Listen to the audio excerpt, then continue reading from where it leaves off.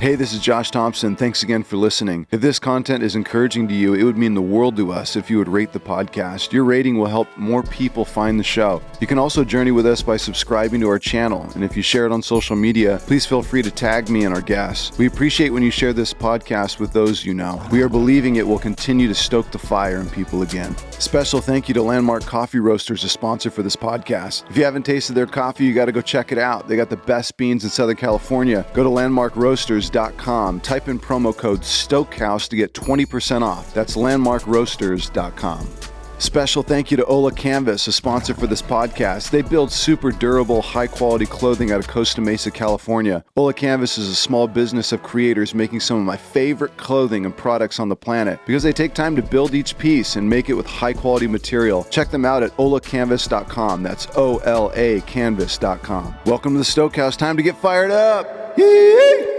Ladies and gentlemen, the man, the myth, the legend, Hanz Ives in the Stokehouse. Oh my goodness. Yes, Hanz, you are a pastor and the director of worship at Harvest Christian Fellowship with Pastor Greg Lauire for 27 years. Yes, quite some time. You have been the worship director for Harvest Crusade for 25 years. Is this right? Well, I mean, I've been a part of it. I don't know that I would say that that's my role, but I've been a part of it for a number of years. You are a world-class musician, singer-songwriter, frontman for a lot of bands. You've played with all the greatest singers, songwriters, and musicians in the Christian music world. You have written on many albums, including For Our King, Live at Harvest, Praiseworthy, When We Meet, Enter In, Live, Love, Loss, many more. Hanz, you are the rock star worship leader I always wanted to be. Oh, come on. I'm serious. You have raised up hundreds, if not thousands, of musicians, worship leaders, and bands through your influence over the years. You have written more songs than I can count. My favorites, Your Banner Over Me, Be Still, Not My Will, and Come and Go. A lot of people don't know this, but you were voted the most talented person in your high school. Yes, and you love to ride. You are an avid mountain and road bike adventurist. Hanz, you have this masterful ability to play with taste, precision, and passion all at the same time. I never see you overplay or oversing, and I see a lot of guys do this. You are a giant of a leader in the worship world with the meekness of Moses. If you would give me a touch of that guitar playing, that smooth tone voice, and a couple of your locks of hair, I'd be a blessed man, all right? I'll never forget what you said to me one time. You said, my job on stage is to lift up Jesus before the people, then get out of the way. I love that. What I love most about you is your humility towards others. Since the first time I met you, you've always taken the position of valuing others above yourself. And when I look at you, I see Jesus. Oh, man, come on. It's true. You are married to Debbie 40 years. This year, is that right? 40, yeah. Yes, 39 years. Shout out to Debbie Ives. She's amazing. You have two amazing daughters, Elly and Mary. Yes. And who are also musicians and worship leaders. Hanz, this is a dream come true. I can't believe Hanz Ives in the Stokehouse. Welcome to the show. Oh, man, come on. Dude, that is, I'm humbled by all those things you just said. Well, they're true. And that's the beautiful thing about Hanz is that it's he won't let me give it to him. And it's the way it's always been. The first time I saw you play, I think I'm like 16 or 17 years old. I'm in the balcony at Harvest. You're on stage. I'm just a kid. I don't know how long I'd been going, maybe a month or two. And I see this guy get up there with an electric guitar and in the middle of the worship set rip this little tasteful solo, this little sweet, smooth tone, like tasteful solo. And I'm sitting here thinking, to the glory of God. And I'm sitting back thinking like, this is awesome. Like it was so, like it, you know, you're not like shredding up there. Like it's just this nice, tasteful, just like boost the whole environment and just, you know, just play before the King. And it was so good. And that changed my mind about worship. Really? Yeah, very quickly. Yeah. Yeah. You know, why? I just think it's not that, I mean, so I grew up under a worship leader. My dad's a worship leader. But I think I'd never seen someone pick up a Les Paul or just pick up a cool guitar and play in a tasteful way under the glory of God. I always, I think, associated electric guitars with shredding and just like people going off. And, this thing is all about me. Yeah, well, come on. I lived that a lot in my life. So it was And I'm not saying that I don't occasionally go to that same spot. Well, I used to love it on stage, and Pastor Greg would be like, "Hans, can you rip that solo one more time?" And you just like, then you just like sail. I'd be like, "Yeah!" I'm like having so much fun. Well, there was a moment early in being the worship leader at Harvest when Greg came up to me and said, "You need to play more solos." I'm like, "What? You need to play more solos. You can do it, so just play more solos." So I'm like, yes. Man, how did I get to be at this church? This is the best ever. Well, it's cool. Yeah, I mean, again, like all things to the glory of God, Which, by the way, I believe is your favorite Bible verse. Whether you eat or drink or whatever you do, I'm going to do a solo on stage. I'm going to do it to the glory of God. I can't wait to see Jesus rip a solo in heaven. It's going to be magical. Like, you know what I mean? He's just like, let me get... Well, hey, by the way, God's singing over us right now. So there's riffing happening right now. Amen. He's the greatest musician. He is the instrument maker. He's the creator. Like, he is the one. Like, he has put all this good stuff in us. So, I don't know. It impacted me forever, and I just thought... And then I think just watching you, even through those years, you have, again, meekness is a great word because there's all this like strength and passion and fierce like playing behind the Hanz Ives, but there's like this strength under control. It's just like this, just playing tastefully, playing what's right, singing with, just with nice tones so that it really lifts the congregation, doesn't over distract, just all these beautiful things, which I don't know if it's just in you and it's just the way you've been, or if you started, pursuing that and you're like, I'm going to do it that way, or... I mean, if I was to really think about it, well, okay, so I guess I'll really think about it right now, but I think that must have just been part of the new creation thing, because I certainly went through the period of my life where music was 100% about me. And idolatry, and and I had all the musical pursuits that I did all the stupid stereotypical stuff that musicians do, and I remember it's like I'd hear a song on the radio and it would push my buttons. I'm like, well, I want to write songs that push other people's buttons too. Yeah. I want to be that guy. Yeah. So I went through all that, and then I think when I got saved, first of all, when I got saved, I was thinking maybe music was over because I had this sense that. That's really bad. I mean, I'm not saying that, secular music in and of itself doesn't have to be bad. Sure. But, and I don't think it is necessarily. Obviously, content could be bad. Sure. But pursuing just writing love songs or whatever, that's fine. But sure. But I knew what I was about, and then once I got saved, I kind of had to learn what music, I had to learn ground floor what music was about, period. Because it wasn't about that. That's not at least that's not what God was saying. I didn't make it for you for that. So I had to kind of relearn. And I think in that process, maybe God just, it's like, hey, get a new heart. And so that ability to kind of not transgress the thinking about me thing and making it more about him and other people and what, I think he gave that to me because I don't know that you manufacture that. Now you have to work on that. That's a discipline because the old guy's still there. Sure. So you have to smush him down. Well, you're a pretty amazing example, Hans. I think that all the musicians who've been around you all those years, I think that you're an easy person to follow, because I think that you, even when you correct people, it's with a gentle touch. It's with a, you're going to get better. You're going to figure this out. Do this, and it's and those are the best, right? Nobody wants to be in the band with the guy who's just terrible, and not fun to be around. But that demeanor, that spirit.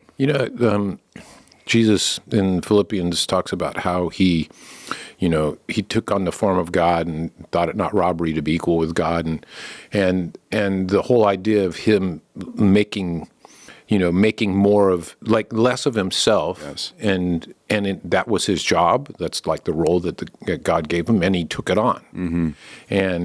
And then Paul's saying, well, you should esteem others above yourself, just like that's Christ's example. Mm-hmm. And those are the people that I want to hang out with, mm-hmm. and the leaders that I've been around, and other musicians that are super, like, no, you take it, man. Mm-hmm. Like, you launch the missile, you're mm-hmm. great. Mm-hmm. So, I mean, when people were like that around me, mm-hmm.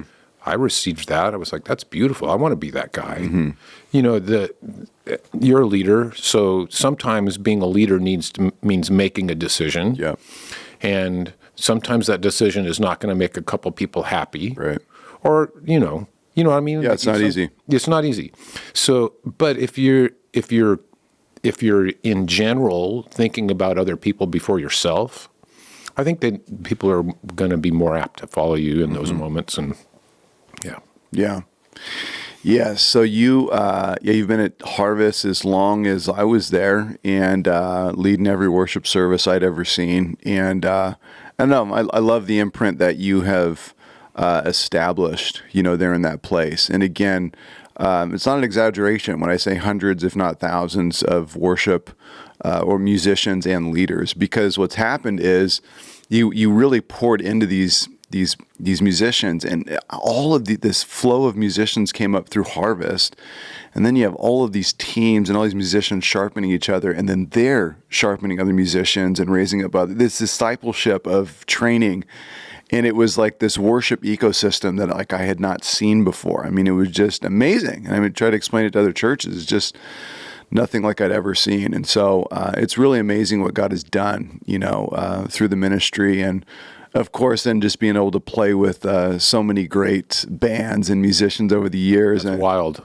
Oh, man, I love when, it's like a special guest, artist would be coming through, and they'd be like, I need a band, this and that. And Greg's probably like, no, we got the band, like, it's good. Like, you got a precision band about to show up, and you guys would learn the song and show up and back up this artist, and it would, like, play with such precision, and, like, it's like the album is, like, sitting there in front of you, and the artist is just looking around like, how can this be so good? Like, they're, like, just tracking, like, behind me, like, right now. Me and the buddies, Hans, we used to joke, like, in the with musicians friends, we used to joke in the balcony, just be like, Hans, he never messes up. Like, there is, I know, but we used to be like, how does he play with such precision? Like, he doesn't miss a beat.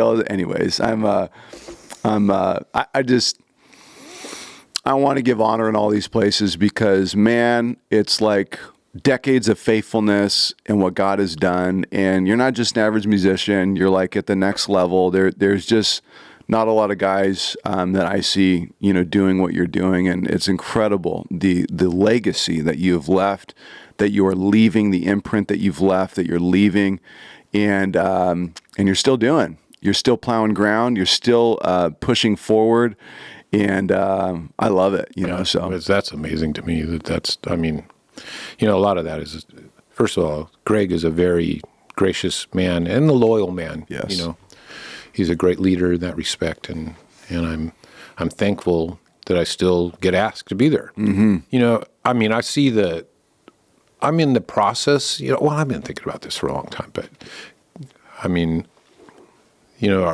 as leaders, our job is to always have an eye for, like, what happens if I fall off a cliff, And it's funny that I think I always use that analogy whenever I'm telling the story. I don't know why.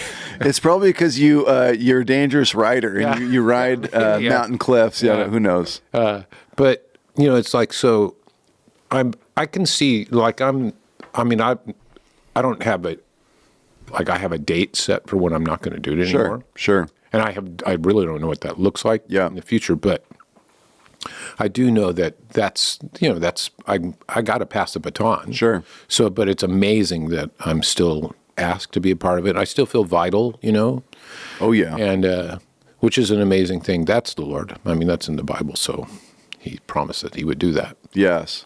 Well, the experience that you have all of these decades now, and being able to pull, a young guy stepping into it and just being able to listen, you can instruct, in a matter of 60 seconds, what would take him 5 years to figure out, like it's just like, listen, here you go. Yeah. And it's like, Well, I hope I can do that. the gold is there. It's the treasure is there. You've mined long enough. And it's like, for the young guys or young girls to be able to glean, and take that on is you can hurdle so many years of. Well, some of it is like, hey, I have this scar here. Yeah, right. How about you don't? How about you don't get cut? Right, right. That's so good. Have you ever thought about writing a worship book? No. Well, no. Yeah, I have. I actually thought about doing a devotion book at one point that was based on kind of like being a servant, and then it was, the idea would be that it would be focused on, like music would be the container for here's a thought about serving.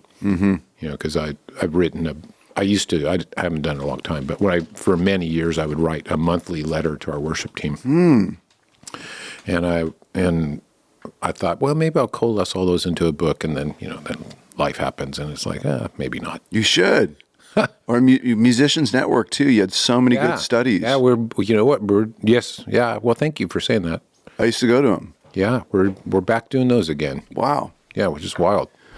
I don't know. I mean, all that stuff. It's just, I guess I'm too eager to glean, those things. It's like, I just know there's so much locked up inside that you have distributed, obviously, over the years. You've distributed them through specific musicians, and people get to, take these small bits of Hanz, but it's like, it would be amazing to have this, this download, of like, we could just, Matrix, like hit the download button, here's what worship leading looks like, here's what I found, over the years. Yeah, here are my mistakes, and here's what I found over the years to be the gold. And like, I think, I don't know, I think it'd be really rich. Well, thanks for encouraging me in that respect. So did you grow up here in Southern California? I grew up in Albuquerque, New Mexico. Really? Yeah. Okay. I moved to Southern California when I was in 27. Okay. Wow. And your parents, were they Christians? They love the Lord? Yeah. I grew up in a church. Our family went to church, and yeah, my parents were believers. Okay. The church that I grew up in wasn't like. I mean, a lot. To be fair, I wasn't paying a lot of attention. Yeah, got it. So, I mean, I don't want to like totally throw them under the bus. Sure. But it wasn't like I wasn't confronted with my sin. Got it. And I wasn't confronted with a need for a savior. Yeah. That didn't happen until later in life. But yeah, but my parents, believers for sure. Yeah. And my parents' last years, we would get together and sing hymns, and I would ask my mom and dad, it's like, you believe all that stuff you're singing, right? Yeah, yeah, we do. Yeah. What denomination was it? Methodist. Methodist. Yeah, I grew up Methodist. Interesting. Yeah, in Albuquerque, New Mexico. Okay.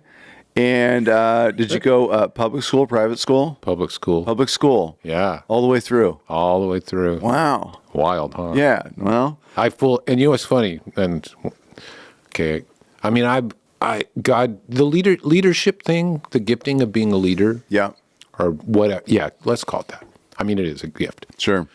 I had that when I was a little kid, even though I was like a dorky little kid. Really? But when I hit my like a freshman in high school, the dorky thing started to leave a little. I'm still a dork inside, but yes, but nerd on the inside. But cool I became the youth council president. Wow. Of the youth group at my church. Okay. Which meant I was supposed to sit in meetings. Funny thinking about it now.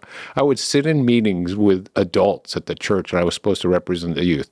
I was fully not a believer. Wow. I wasn't a believer. Wow. And Isn't that weird? Well, I mean, yeah, I guess, like they thought, well, everybody's looking at Hanz. Everybody's wondering what he's going to do. So maybe just put him in the meetings, right? Exactly. Yeah. It could be. Maybe it was a little like insurance policy. Hey, yeah, maybe they're locking you in. Yeah. Yeah. Yeah, I didn't get saved until I moved to Southern California. Wow. So where'd you go to high school? El Dorado High School in Albuquerque. And had you already picked up an instrument? Were you already? Yeah, well, I grew up in a very musical family. Really? Yeah, my dad he passed last year. I'm sorry. Yeah, thank you. An amazing singer. Okay. A great singer. Now, that wasn't his profession. Was he trained? Yeah, oh, yeah. He was a brilliant singer. You go to school, or was he? Did he have a teacher? He went to school to be an engineer and got a degree in that, and then and he grew up in Birmingham, Alabama. He and his mom, but he's a great singer, actor, and so in Albuquerque, when I posted something just the other day, I think on Father's Day. Mm-hmm. Oh no, I posted the anniversary of my dad's passing. The first one was just like 2 weeks ago. Mm-hmm. And I posted on Instagram that my dad was the first rock star I ever met. Mm. And so, I mean, I know this sounds, Albuquerque's not a super big town, but in Albuquerque, so there's this whole world. Like I grew up in the rock world and electric guitars and bands and stuff. Well, there's also a world that many people don't know about, but it's, hey, in Southern California, it's a thing. The musical comedy world, the theater world. Mm-hmm. My dad, all of the major roles that, so Man of La Mancha, Sound of Music, 110 in the Shade. I mean, all the big roles that were that baritones would sing, and normally a baritone would be the leading man in the show. Mm. That was my dad growing up. And he performed in this theater troupe. It was called Albuquerque Civic Light Opera. Mm. They would perform in the best hall in town with amazing lighting and stuff, and my dad was the guy. So I grew up in a very musical house. My sister grew up to be an opera singer. And, really? And now she's an opera director. Wow. And my brother's great guitar. And I started playing guitar because my brother did. Okay. So, I mean, I sang as a little kid. Older brother? Mm-hmm. And older sister? Yeah, twins. You're the youngest? I'm the youngest. Wow, you're the baby. I'm the baby. Oh, no way. Okay, so twins. Twins, yeah. Okay. And you saw your brother playing guitar. Yeah, my brother. So, it's like, which at the time, so he's like a junior in high school and I'm an 8th grader. And I'm like, my brother's super cool. Mm-hmm. And he was like, "You're my little brother." It's like brothers, And I was so like, he picked up the guitar. I'm like, well, I think I want to pick up the guitar. Yes. And then I just, by God's grace, I had an aptitude, and I stuck with it. Did you guys start singing when you were young with your dad? Yeah, church. I was singing at church. Okay, you were. Mm-hmm. And you had choirs and that kind of stuff? Mm-hmm. Oh, wow. And at school. So you're learning parts and you're learning all that stuff. Oh, yeah, all there. that stuff, yeah. Yeah, Mm-hmm. Interesting.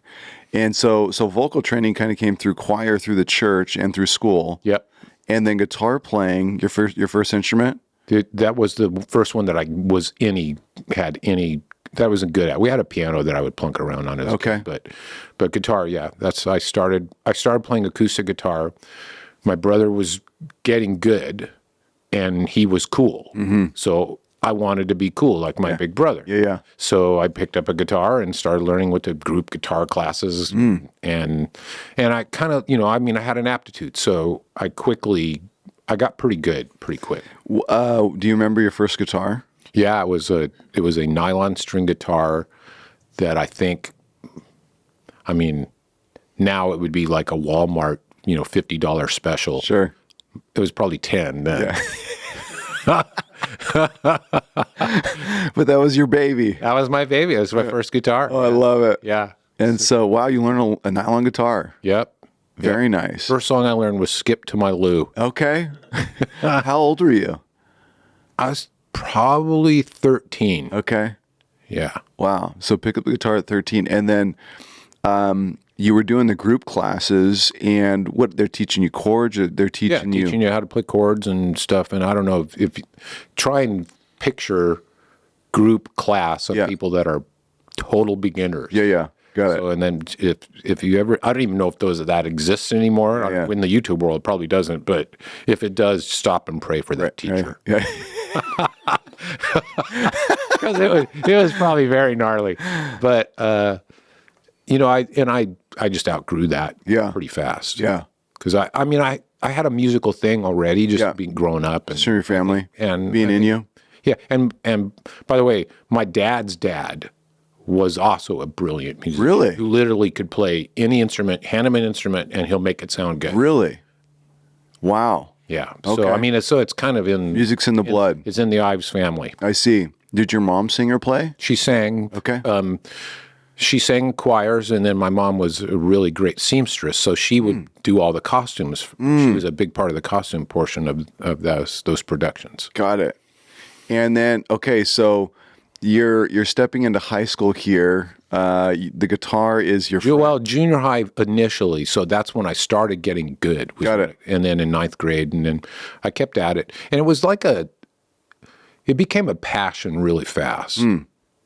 What were some of the first songs? I mean, obviously, "Skip to My Lou," but what was your first rock song, or like what were the hits? It would have been folk songs to start Okay. with, because it would have been like America and Crosby, Stills and Nash and Young, and, and Logs and Messina. Yeah. So I remember playing John Denver. Yes. Okay, so John Denver were the songs that maybe would get the girls to come sit by your side, which was a high motivation. Yes. Yes. So yeah, I got to get good at this guitar so that cute girl will come over here. 100%. Yeah, no, totally. This is junior high school. Come on. And so sweet. So you're bringing your guitar to school then? No. It was still like me and friends. Okay. And it was probably more church related relationships. Yes, I see. My youth group. Yep. No Christian songs. I don't think I ever learned. I mean, at the church I grew up, there was no such thing as a. Oh well, I mean, yeah, maybe there. Interesting, right? Because you guys are singing hymns. Singing hymns. So yeah, you're not really playing those on your guitar. No, especially on a nylon. And in our church, it was a massive pipe organ. Okay. And choir. So no guitars ever entered the building. Got it. Okay. Yeah, that's interesting. So did you your first electric guitar? Did that come along in high school? Yes, that came. I was a junior in high school. Okay. I got my first electric guitar. Wow. Do you remember what it was? Yeah, it was a Gibson Les Paul recording. No. I still have it. Do you? I do. You got to post a picture of that. Yeah. That is cool. I did a friend of mine are doing some podcasts and stuff, and there's a podcast with us talking about that guitar. What color is it? It's mahogany. So, and it's a really weird guitar. Is it? Yeah, because I didn't have enough money to buy the one that I really wanted, which was more like the one that we have sitting over here right now. Yes. Yeah. I didn't have that much dough. So you pick up this guitar, and then I don't know, what's the first licks that you're playing? What's the first solos that you're picking up? Are you playing in bands or? No, mostly just like hanging out with other people. The first solos and stuff that I learned, I was playing on acoustic guitar. That was when I learned how to play scales and stuff. Did you really on acoustic? Mm-hmm. Wow. Yeah. Okay. Yeah. So it would have been, I don't know, like folk music, but playing, like that was my genesis, was playing folk music. So if there were solos in those, then I would learn those. But then when I got the electric guitar, so by the time I was playing electric, like what were the influences? I mean, it was just like rock music. Yeah. Like, Foreigner and ZZ Top. Yeah. Oh, so those are two weird. When Foreigner and ZZ Top. When did do you remember a moment when like everything clicked? Like all of a sudden, you know what I mean? It's like when you're playing and like, hey, this is happening. Yeah, like oh my gosh, my fingers listen to my brain. Yeah, and they do anything that I want. Yeah. Well. Well, you know what I mean. But yeah. They're connecting. Yeah, I do remember that. So I learned. I got fairly advanced. I got as advanced as I could for a 15-year-old kid, 16-year-old kid, with no instruction. Because, a 16-year-old now has the entire world at their fingertips to learn from. Yeah. So then it was Mel Bay guitar books, which I looked at, and I learned solos, and I get skills from friends. And I remember there was this one guy. Okay, so he's a part of it. Hadn't thought about this in a long time. So there was a guy. I was in choir class as a junior in high school, and that class had one quarter. There was a guy who I think he was probably, it was his portion of, I want to be a teacher, so I'm going to come and be at this school for a semester or a quarter. And he was a guitar player. He taught me a couple of scales, and I went off on those. And then I hit the ceiling as far as I could get with those. And I got introduced to a guitar instructor locally. This is probably right after I bought my first electric guitar. You're in high school now? I'm still in high school. 15, so I'm a junior for sure by this point. And already playing fairly well, but didn't, it's like I didn't, it's kind of like when Priscilla and Aquila come and say, hey, you're doing pretty good, but can we show you more perfectly? So I went to a guy. There's the Bible reference for electric guitar. I love it. So I went to an instructor, and within like literally a couple of lessons, he unlocked the neck for me because I already had facility. I could already do stuff. But then he unlocked the scales for me, and he showed me the modes. And that was it. It was like... I like how you said it. It unlocked the neck for me. It did. I mean, he showed me the stuff that, wow, okay, that's how that works. And it started tying, and that's when I started learning music. Got it. Before I was just a guy, Sure. That's the thing about guitars. Guitars, because it's all shape driven, you don't really have to learn music. To play guitar and play songs. I mean, if you want to get good, you have to learn music. But you can play and have fun and be fine and not necessarily know that a chord is 1, 3, 5. Yes. Yeah. Yeah. So he unlocked that stuff for me, and I think he kind of knew. It's like, hey, as soon as I show you this, your mind is going to explode. Wow, man, It was great. Who is this guy? Bob Mays. His name is Bob Mays. And there's a guy who lives here in Sherman Oaks who grew up in Albuquerque as well. His name is Tim Pierce. He's a very famous guitar player here. Wow, okay. He and I were taken for Bob Mays at the exact same time. No way. Tim's a lot better than I am. Wow. But we both learned from him at the same time. And I was in a band. I was in the beginnings of a band with another guy who took from Bob Mays. What band is this? It's a band called Off the Wall. Off the Wall. I know, isn't that wild? That's a Vans logo. It is. That's so good. We were ahead of the Vans. You guys are ahead of it. Vans ripped you off. They did. Royalties. I want it right now. Vans. Shout out to Vans. Yeah. We're coming for you. Yeah. Wow, Off the Wall. And that other guy, the other guitar player guy, brilliant guitar. I mean, we're high schoolers. We're seniors. Brilliant guitar player. Like, not just by standards of me as really a brilliant guitar player. Okay. Vaughn McMillan. Wow. Yeah, so good. He was doing the right-handed tapping thing that Van Halen made famous. The first guy I ever saw do it was my friend Vaughn. Wow. And I've been meaning to ask him, like, who showed you that? How'd you do that? So you guys practicing in a garage or something? And his parents in a back room of his parents, not unlike this barn. Yes, I love it. Yeah, his parents with their TV on full blast, and no way they were hearing it. Even when it on full blast. Oh, I love it. No way. What amp were you playing through? I was playing through a Fender Deluxe. Nice. Which I wish I still had. Man. Oh, you're cranking those tubes. I was warming those things up to 10. Yes. It was blisteringly loud. And I was just one guy in the room. There was 3 other guys with amps. Well, 2 other guys. You know what? I'm having a flashback in your world, but I'm thinking about a time where there's no phones. You guys are just there's no screens. You guys are just in a room and you're just like goofing off, just jamming and just just writing stuff and building. Well, okay. So one thing that we did was we would learn. At this time we were just in the beginning stages of writing.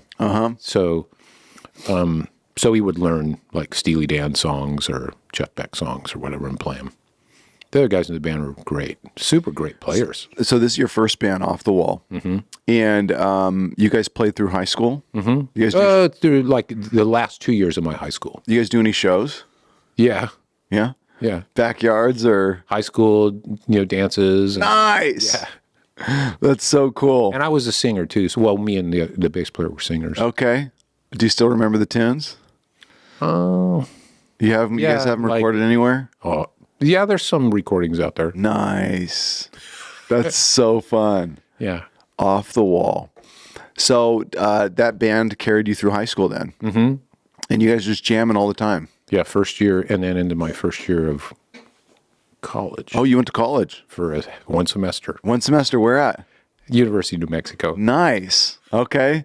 I went there to study music, and I realized, like, I am not the musician that these people are. Huh.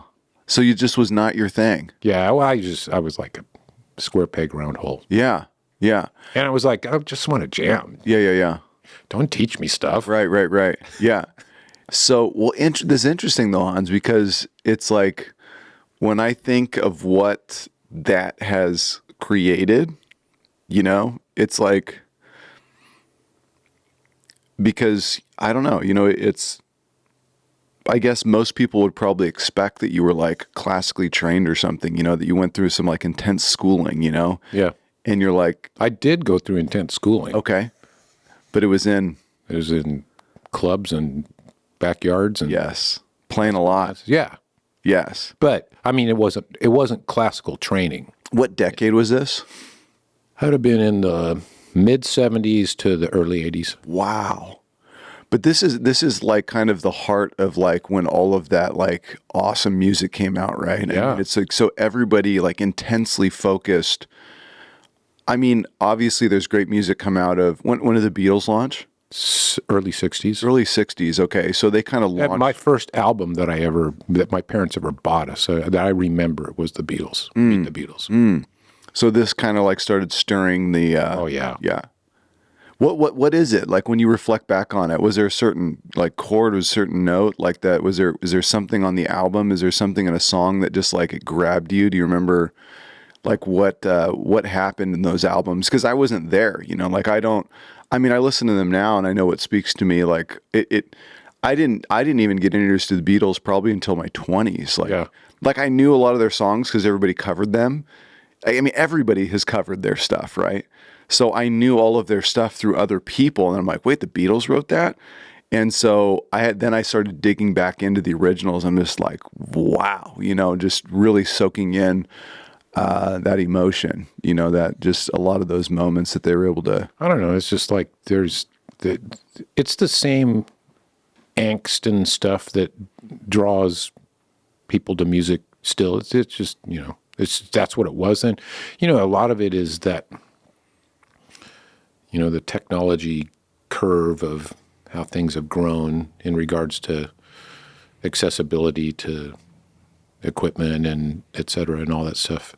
You know, when music first started really being recorded, which was like the 20s, 1920, maybe even a little earlier than that, but whenever the phonograph was invented. But if you think about that as like a hairpin, you know, in the early 50s when Elvis and all those guys and Johnny Cash and all those people were doing their thing, that like was rock and roll then. In the angst, that emotional connection that people had, that young people had to that. Well, during the 60s, the Beatles were that expression, and during the 70s, it was, you know, the Police and other people, you know, all the different genres. And in the 80s and 90s, and that, which is still happening today. But the curve was pretty narrow then. Now, I mean, it's, you know, 300 years from now, now will look like the curve was, right. But you get what I mean? So totally. It's like, so the technology portion of it was also pretty grabbing, you know, like just electric guitars in period was like, oh, wow, that's so cool. Hendrix shows up and he's playing a guitar upside down and making it make noises that nobody had ever heard before. And so all that stuff was just, yeah, I loved all that. But some of it was, though, that it would push my buttons. But that's mostly content as opposed to just like music in and of itself. What do you mean by push your buttons? You know, it's like songs that get to your flesh and make you think things that you probably shouldn't be thinking, or like, oh, yeah, you know, that's what I mean. Yeah. So then, like, there's plenty of that in music. Right. That's still happening. Sure. Yeah. Yeah. Music can be used for good. It's also being used for bad. Yeah. And it has unbelievable influence over people. It is the universal language. I mean, I just was reading the Bible today, the story of David and Saul. And it's just so trippy, how God made music to be this thing that would soothe Saul. You know, it would enter the room, the sound would enter the room, and it would calm his spirit. And it still does that. Yes. Because that's a God thing. It is. So, I mean, and you know what, I think that, you know, comes back to your favorite scripture, but, you know, in the sense that everything to the glory of God, you know, whether or not I think I even heard you share a devotional about this once, but about like whether or not you're going to cook, man, do that to the glory of God. Whatever you're going to do, if you're going to slice those onions, do it to the glory of God. And if you're going to put something together, anyway, the point of that is like God made all of this stuff, and ultimately the expression that is its best usage is bringing Him glory, and music has such power. It's so because of that, like that's a massive responsibility, and I write songs now still that are not church songs. I mean, that you mentioned "Come and Go." Yeah. That's not a church song. Right. That's like a lament of me losing. Yeah. Well, first of all, it started as a lament of me commiserating with my wife, if that's the right word, but being there with my wife who lost her mom. Yeah. You know, and so like I'm okay with writing songs that are not. There's a difference between ungodly and non-godly. Yeah. You know, and so. You know, I know what you mean. It's like some are, so I think that's fine. But nonetheless, though, because it's a powerful thing, there's responsibility, and whether or not you know that or not, it's still there. Yeah, I'm reminded of the earth is the Lord's and the fullness of it. It all belongs to Him. Yeah, And humans every once in a while take what all belongs to Him and drag it in the mud. yeah, But it actually all belongs to Him. yeah. So, you know, when I'm at a secular concert, and it's going off, and I'm just like, these notes, everything's ringing, and I'm just like, this belongs to the Lord, man. You guys are just borrowing this. Yeah. Why am I feeling this way? You know? And it's like, yeah, it's not a song with lyrics that are like dragging your mind in the mud. It's speaking about a beautiful life, or it's speaking about, you know, relationships and friendships and enjoying life, you know, whatever it may be. And it may not be written from the angle perfectly focused on the Lord, but man, at this point in life, it's like when that music is hitting, what's ringing true in my ears and in my heart, and somehow it's all connecting. It's this magical experience where you're like, oh my, like I truly was made to enjoy music. And I don't know why these ears are designed this way. I don't know why those notes hit with these ears when they're combined this way, but it does, and it makes me feel incredible, you know? And I do believe that that's all invented by God. It's all by Him. 100%. I mean, wait for Him in heaven to like sound the band, dude. It's going to be like the greatest concert we've ever seen in the history of music, you know? I mean, you know, so music and color, all math, all waveforms, just how fast they're going. So think when we get to heaven, we'll actually get to hear what orange sounds like. Yes. Yes. I'm looking forward to that. Yes. I don't know if you guys are. Maybe purple man. will be your bag. Oh, I love it. No, I love it. So a couple interesting things come to mind. First thing I just heard the other day on a podcast, there's a scientist talking about the pyramids, and he was talking about the pyramids. He says that the pyramids, they were able to measure the sound waves on a very, very low level, and the sound waves are the notes going out from the pyramid, a very small hum, is an F sharp. No way. And they say the F sharp is the sound of the ground and of the pyramid. Yeah. I'm like, what's with the F sharp? Okay, well let's see if we can. Talk about a rabbit trail. Here we go. The F sharp, but we'll talk about it.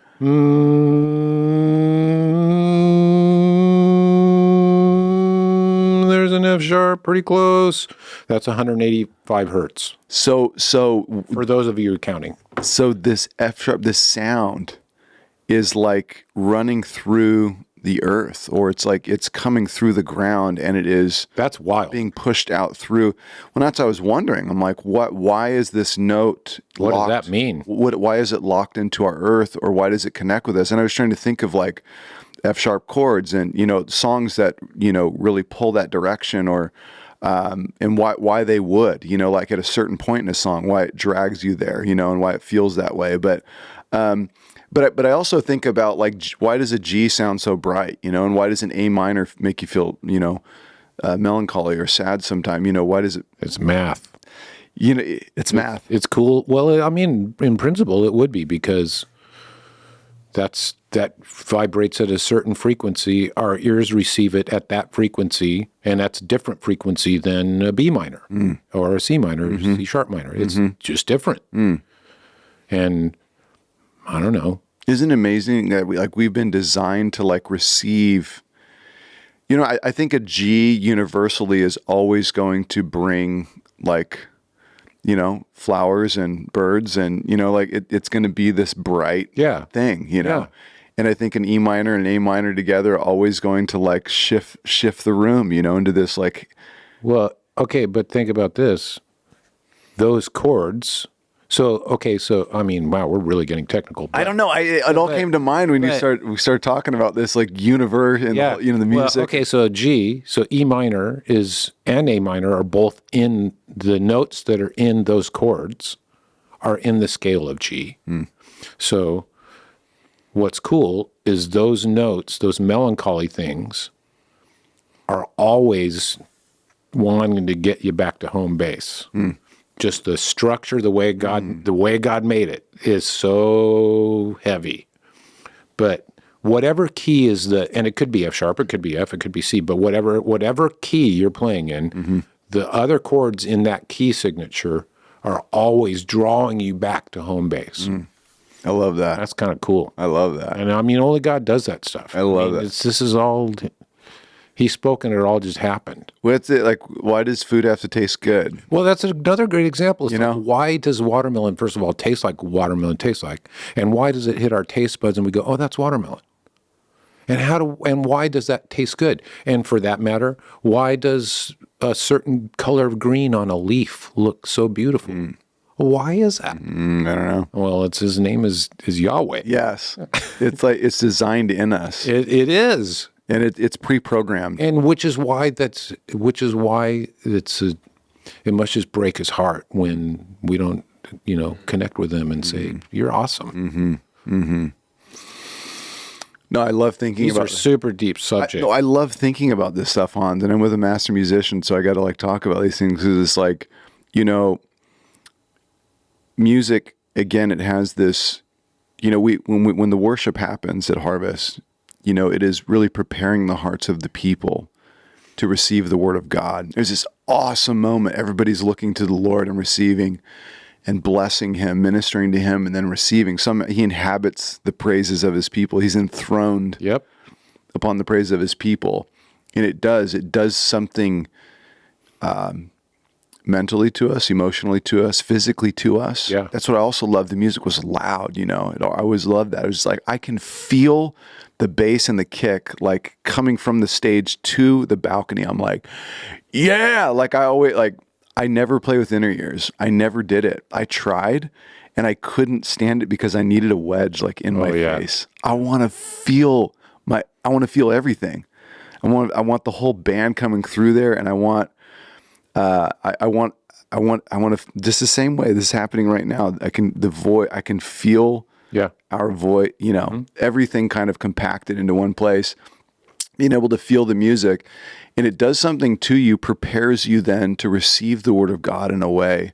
Like music is like, it's the preparation for so many beautiful experiences. It's wild that even happens. It is.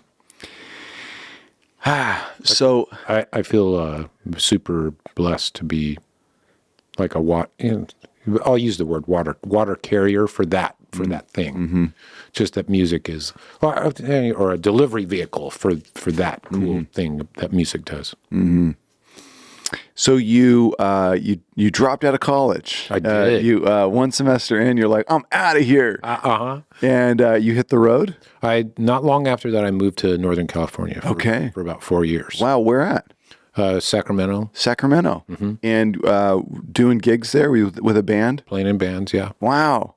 And were you guys recording? Were you just playing gigs? Some recording, but mostly just playing gigs. Just playing at local places, trying to get Sacramento. Trying get and jobs writing as a musician, writing and trying to make it. Which is, I guess that's what we were trying to do. Is this with Off the Wall, same band? No, different band. Band. I left. They kept going, and then about after 4 years, I moved back to Albuquerque because they had recorded an album, and they needed more support, and so they said, hey, we want you to come, and we're writing for a second record, and we know you write, so come and be with us. So I moved back to Albuquerque, and that's when I got reintroduced to my wife, who I went to high school with. Wow. We knew each other in high school. Very cool. But she was dating the manager. Hey! And then I show up, and next thing you know, we get to be good friends. Nice. So you get married around here this time? And yeah, right around that time. Wow. Not long after that. And so you guys get married. You're back in Albuquerque for a couple of years, and then I say, hey, let's go to Southern California. I'm never gonna do anything musically here. Wow. So we just picked up. You just pick up and go to Southern California. Didn't really know anybody. Wow. My sweet wife. She's amazing. Yes. She said yes to that. Wait, is Debbie a musician? She's not a musician, but at the time she can sing. She sings. But at the time she was a great DJ, and she was actually at the time she was the nighttime DJ on the #1 rock station in town. No way. Like literally, back in the days when they have turntables and you have to line this stuff up. Yeah. And go between. She's great at it. Oh my. She was the local DJ. She was. For the #1 rock station in town. Yeah. Isn't that a Debbie Ives coming to you from 95.5. Well, actually it was 95.5. No way. It was. No way. But it was, Kate. It wasn't KLOS. It was. No. Yeah. But she had a radio name. Her name was Jessie Bryce. Nice. Jessie Bryce. Isn't that great? Oh, I love it. She is so going to love it when I tell her that we talked about this. She is just going to be stoked. Shout out to Debbie. We want to see you on the ones and twos, the turntables. We're coming back to you live. The wheels of steel. Jessie Bryce, I love it. It's so cool. Mm-hmm. So very cool. So she's DJing, you're doing musician work, and you guys up and moved to Southern California. Yeah, not far from where we're at right now. Really? Yeah, we moved to North Hollywood. Really? Mm-hmm. I mean, we're talking 5 minutes that way. Totally. Wow. We're in Sherman Oaks right now. Yeah. I was telling the gentleman who were helping with the podcast that I lived on Cahuenga Boulevard, 3 different places on Cahuenga. Uh-huh. I lived here for 10 years. Wow. In North Hollywood. Wow. So you know this area well. I do. The spots to eat. I do. The goodies. Was Pinocchio's around when you were there? No. Well, maybe it was. Dave, has it been around? Oh, it's been around for a while. It's in Burbank. Okay, it's in Burbank. Okay. Yeah, well, I think of like Poquito Mas. Of course. Oh, yeah. Well, yeah, the original one's here. Yeah, the original one. Poquito Mas. Yeah, come on, man. Yeah. A little more. A little more. Oh, it still hits really good. Yeah. It's tasty. Yeah. Bob's Big Boy in Burbank, Boy, the original. We go there. Come on. It's so good. It is. You can't beat it. And when Debbie and I were first living here, we could go there and get the Big Boy combo. Nice. The two of us could eat for under $10. Nice. I still get the Big Boy combo. You know what? All the pancakes, the eggs, bacon, sausage, you just can't beat it. No, it's super good. So you guys are here 10 years in North Hollywood. Yeah. And you're playing gigs. Mm-hmm. You're trying to just scuffling, trying to get gigs wherever I could. Doing sessions. I had an ad out in music. What is the name of that magazine? I don't think it's even around anymore. I mean, BAM was around, but there was another one, Musicians something.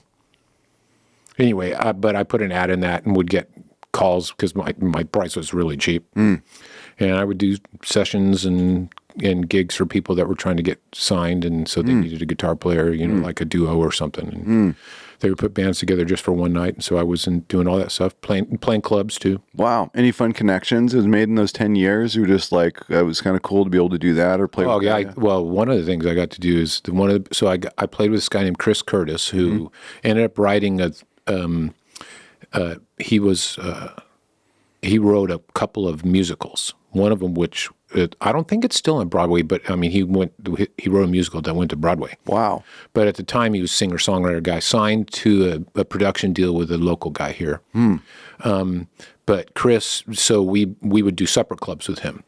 And one of those supper clubs was a supper club that Stevie Wonder happened to like. Wow. And so Stevie Wonder sat in with us a couple of times. No way. No, isn't that wild? Crazy. I actually got to play with Stevie Wonder. Unreal, Hans. So wild. Yeah. Looking back especially to see wow, the influence that he has had on music. And I was like, come on, that's wild. Unreal. That was a Forrest Gump moment. That's so cool. I gumped my way into that. Well, it's, you never knew you're going to meet here in LA. That's for sure. That's man. for sure. Just sitting around is just like, it's wild. The connections that come from time to time. You're just like, how, yeah, really amazing. Yeah. And, so, did some sessions and stuff with some cool people, but nothing major. It was just scuffling by. And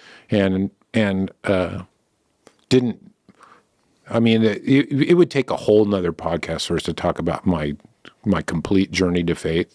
But at the time, I thought I was a believer, but I wasn't. And so, did you come to the Lord here in LA? I did, yeah. Wow, really? Where at? I was living was it more like in your apartment? It was. It was. I got to. I literally confessed Jesus in my apartment, and the Spirit of God came into my life. Praise God, man. Yeah, I had some friends. I mean, the short story is I got involved. Growing up, I didn't know that I wasn't an atheist. Sure. I just God just didn't matter to me. Yeah. And I was just way too into what I was doing. And then I had this friend who introduced me to this he was into weird numerology with the Bible. But what that did was it piqued my interest in the Bible at all and made me think, wow, there's a God. Okay, so that's a great start. And then I lived in that for a couple of years. And then I met another friend who he got involved in not a cult, a cult that had weird beliefs about the Bible. But the one thing that they did do is they read the Bible. Now, they interpreted it poorly, but they read the Bible. And, God says his word doesn't return void. It's like his word is powerful. And if you're willing to read it with any objectivity, I mean, he'll speak to your heart. And, it says in Hebrews that he's a rewarder, that you got to believe that he is, and that he's a rewarder of those who diligently seek him. Yes. And I got to that place where I was spiritually hungry. I didn't know what I was looking for, and I thought I found it, but I wasn't a different person. I was still the exact same guy I was before. And then some friends who were in the exact same boat, came from the same place as me, and Debbie, she and I were both in that same place. They met some people. They moved to Southern California as well, and they were living in Orange County. And there was a person at this lady's work who loved her enough to ask her some really hard questions. And he asked her, so you guys believe this about the Bible? Yeah. Well, what do you think when the Bible says this? Oh. And so we would talk about it and get all in the tizzy. And then he just kept planting little truth bombs, And then finally he shared a tape with us about this ministry that we'd been involved with. I think it was from the Christian Research Institute. Oh, nice. Yes. Remember those guys? Bible Answer Man. You say Walter Martin? Yeah, Walter Martin. Wow, yes, of course. So I got a tape about this thing that I believed in, and I was like, well, I've been merchandised. I've been swindled. And at first I was like, I don't know what to believe.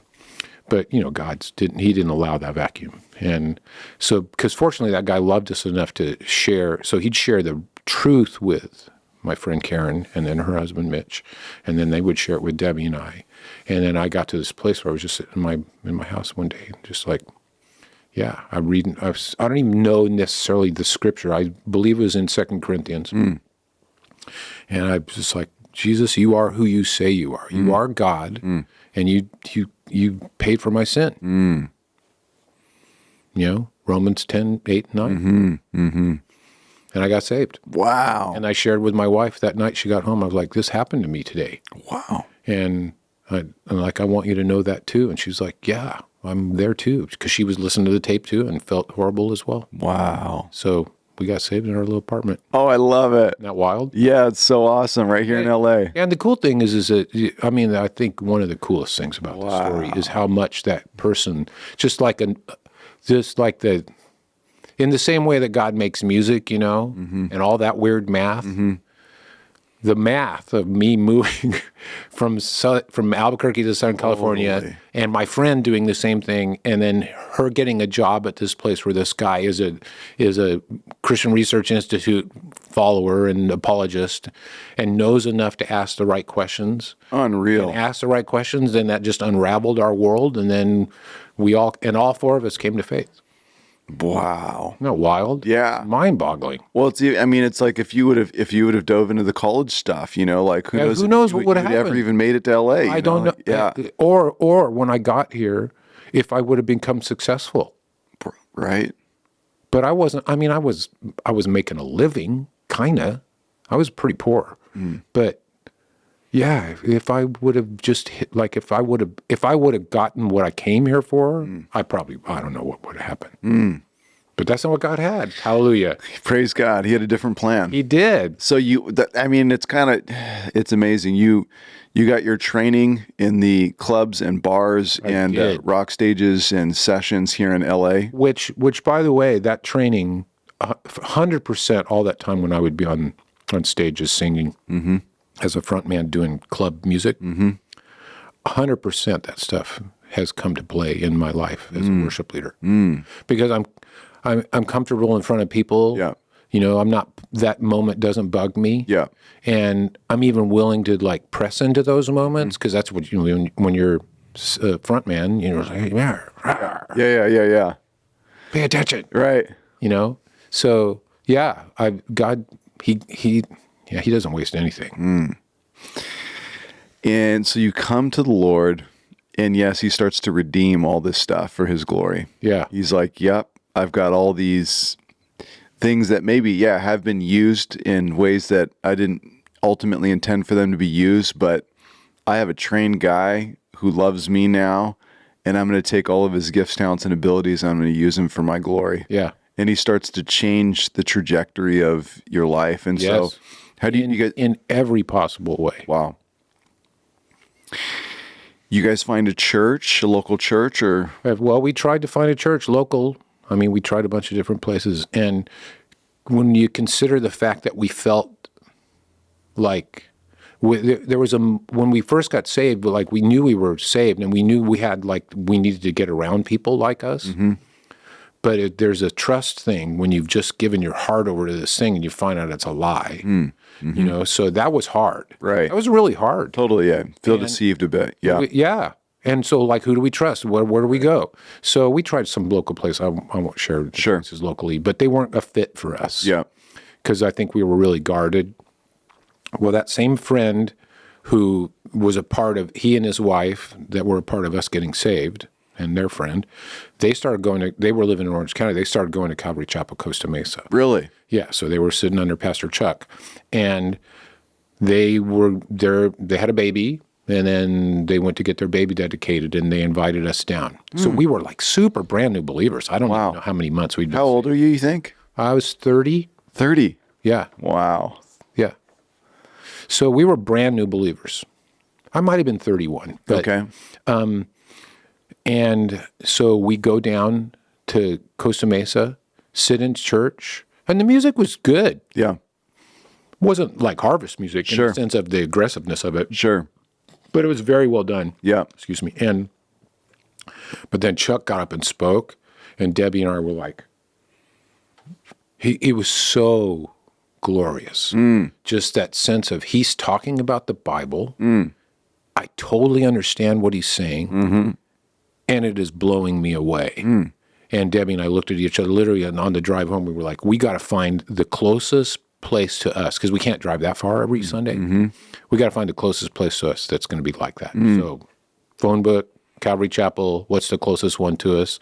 And it was Calvary Chapel, Pasadena. Really? So we got our initial, our initial training in the Word through Xavier Reese. Wow. Awesome. Yeah, great. He was the perfect person because he's a very studious guy, and very super intellectual, great speaker, but it was all like so packed, so dense, and we needed that because we needed to shore up, and it was so good, and the people there were great, and that's where this is another long story, but that's where I discovered that my talents could be used for leading worship. I didn't even know what leading worship was. Wow. I didn't know what that was. Wow. Never even heard of that. So what happened? Did you they found out you play guitar and you tried out or something? They were like, you want to jump on the team? When I first went in there, I think I've told this story a couple times to other people, but when I first sat down in the church, God was like, don't tell anybody you play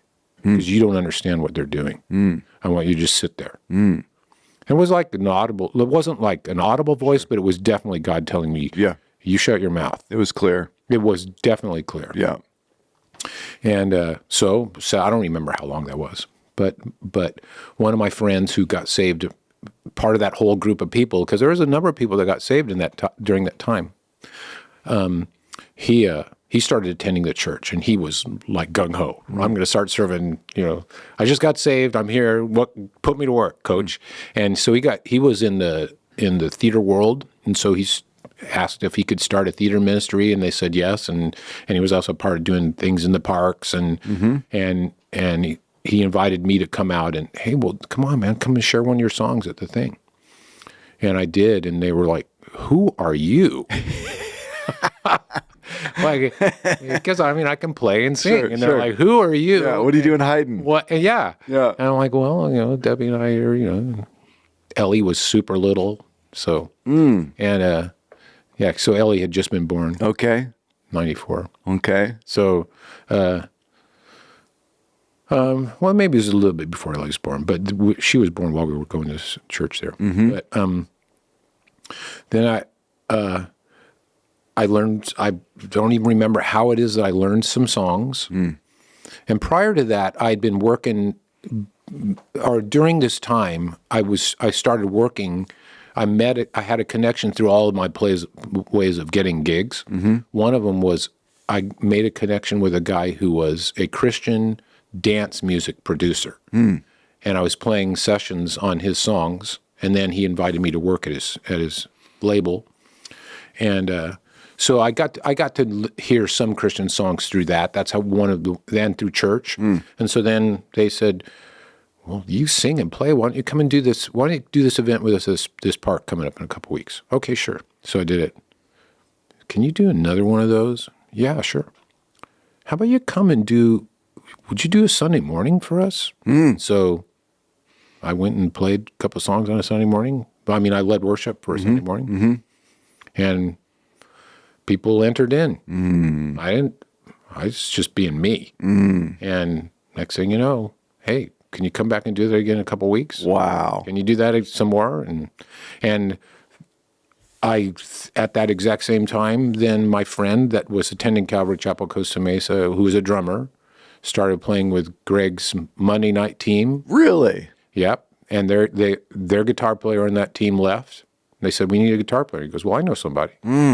So I got invited to come and audition for that team, and wow, that's how I met Harvest. Wow. So you were there on Monday nights with Greg. So cool. That's how I started with Harvest. Wow. Driving from North Hollywood to play on a Monday night. Wow. Unreal. And then, obviously then there's transition from Monday nights to Riverside. And did you guys up and move to Riverside then? Is that okay. These are all really long stories, Josh. I'm sorry. Well, they're interesting. I met the leadership from Harvest through being there on Monday nights. So which was an outreach service, Monday nights at Calvary Chapel, Costa Mesa. An amazing. And the band I was playing with was like so good. Yeah. Like the people are all just amazing. Yeah.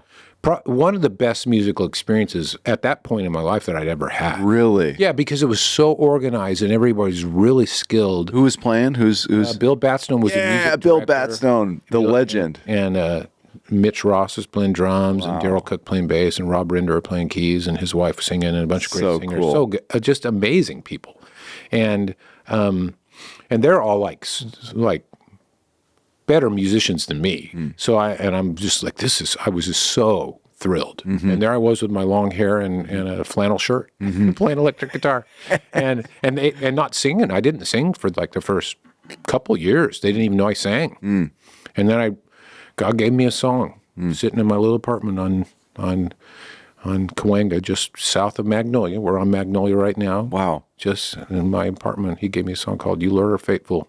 Yes. And I wrote that song, and I played it for Tim Weeks, who was the worship leader. Oh, Hanz, I love this song. And he said, "This song's beautiful. We should do this on a Monday night." So I sang it on a Monday night, and God just had his hand on it. And so then the people from the leadership of the church said, "Well, hey, why don't you?" Well, and at the time, occasionally that Monday night team, which was not Riverside people, it was Southern California musicians.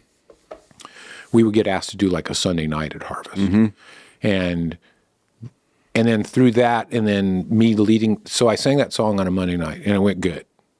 You, Lord, are faithful, faithful and true, faithful to love us. Yep. Yeah, this song. That's it. I love this song. I honestly don't know he could have done it another way, but that's how he did it. He gave me that song sitting in my dumb little apartment, and I don't even remember the genesis of how the song happened. It just happened, And then I played it for Tim, and he's like, "Man, we got to do this song." And I'm like, "Okay." And he goes, "Well, and you should lead it." Whoa. Okay. So, I'm comfortable singing songs. Sure. At the time, I was leading worship on Sunday mornings at Calvary Chapel, Pasadena. Right. So that's not weird for me, but leading at Calvary Chapel, Pasadena, as opposed to leading on Monday nights on a radio show with Greg Lauire preaching and a packed house, and every week, Thousands it was electric. Yeah. So Probably 2,000, 3,000, 4,000 people. that was a little daunting. Yeah. So anyway, it went good, and they said, "Well, let's do it again next week." And then not long after that, I ended up doing a Wednesday night in Riverside, and then I was asked to be I backed up the worship leader for a men's conference that was up in a Forest home. And Roby Duke was supposed to be the guest artist, and Roby couldn't make it, got snowed in. And so I'm already up there. Well, can you just be like our guest artist for tonight? Okay. And I guess the leadership guys saw me and said, "We better snatch that dude up." And so they invited me. Tim asked me to be his assistant, and I became his assistant for a while. And then not long after that, became the worship leader. Yes. And the rest is history. It just took off, and really incredible run. I think of, week in and week out, 4 or 5 services, I think of Easter. I think of, 10, 15, 20,000 people showing up. I think of Harvest Crusades, 50,000 people in a stadium. I think come on. It's just unbelievable. Around the world. You can't angle for that stuff. It's like I literally, I still, like, God, how did that happen? And why? Why me, of all people? It's like, and I don't mean to say that to be, it's just like, it just still surprises me. Even still. I think you hit it on the nail, Hanz. You said it, that he rewards those who diligently seek him. If you seek me, you will find me if you seek me with all of your heart. It's like, it's so simple, but everyone misses it so easily. It is, I think a lot of people think, I don't know what they think, but it's almost like, it's a big game, or it's a big religion thing, or it's a big, thing that we're entering into, and it's something that we do. But the secret place is so important, because in the secret place is where you find those who are really, genuinely, diligently seeking him. And whether it's out of distress, or whether it's out of fear or it's out of whatever, but if you diligently seek him, He's a rewarder. He will reward you. Yeah. And the reward is him. It is him. If you seek me, you're going to find me. If you seek me with all your heart, like you're going to find him.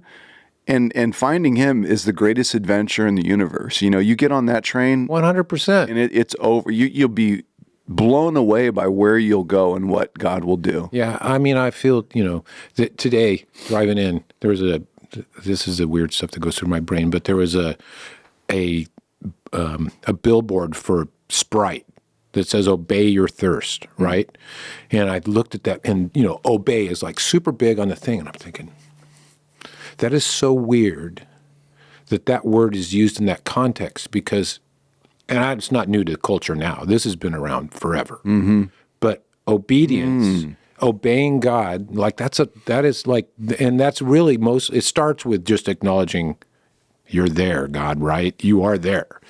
And acknowledging that there is a creator and that he made you and I'm accountable to you.